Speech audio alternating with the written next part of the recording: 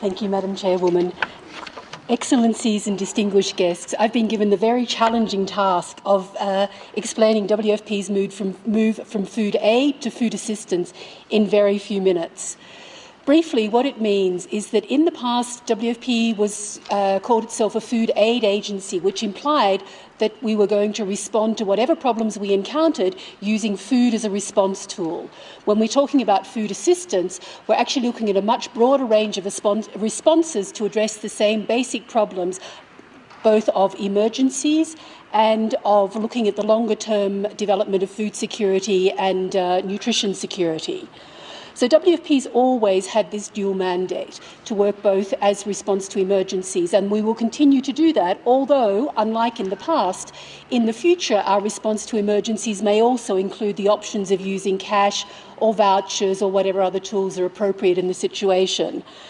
At the same time, we'll continue working with a wide range of partners to look at enhancing food and nutrition security. And echoing the words of several speakers before me, partnerships are at the heart of everything we do. Partnerships with national governments, partnerships with communities, with other UN organisations, with non-governmental organisations, with research institutes, and with the private sector. And also in Africa, particularly, we're looking at partnerships and increasing to work in strengthening our partnerships with the African Union Commission, with NEPAD, IGAD, ECOWAS, COMESA and ACTESA. Part of some of the expanded options in our response network include things like using cash instead of using food, using vouchers, either paper vouchers or increasingly looking at electronic vouchers through the kind of mobile phone networks, at improved nutritional products, at improving early warning systems, at information management systems, so looking at market analysis and activities like that, and at using our food procurement capacity also as a tool for development. So where markets are functioning well, and people have access to them, we may well use cash or vouchers instead of distributing food. And I think particularly in urban settings, in Ethiopia, we're looking at trialling the use of vouchers in our urban HIV/AIDS project, where clearly there are markets available.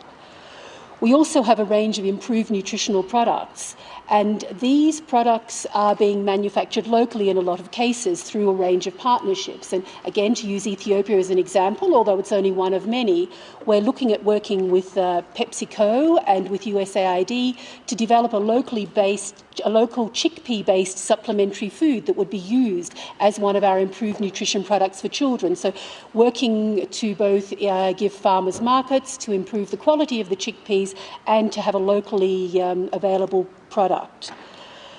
In the Food for Education product, and school feeding is one of our very long-standing products, we're looking at trialling homegrown school feeding, where instead of importing food to feed children in schools, we would link local farmers with the schools so that we would be able to procure locally, thus giving farmers assured markets and making sure that children have access to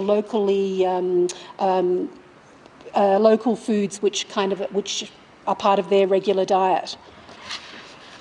We're also looking at building strength in early warning systems, and we have a whole range of systems, including modelling systems for flooding areas, looking at market information, looking at livelihood information, bringing this all together so that we have much better warning of when food crises are likely to concern.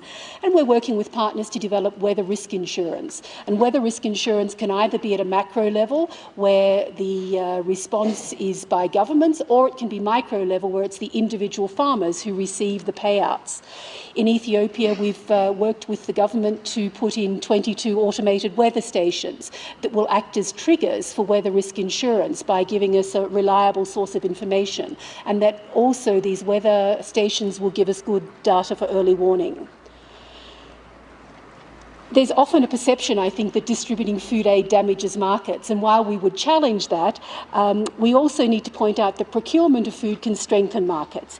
In 2010, WFP was the largest single procurer of food aid globally, and we spent $1.25 billion procuring 3.2 million tonnes of food.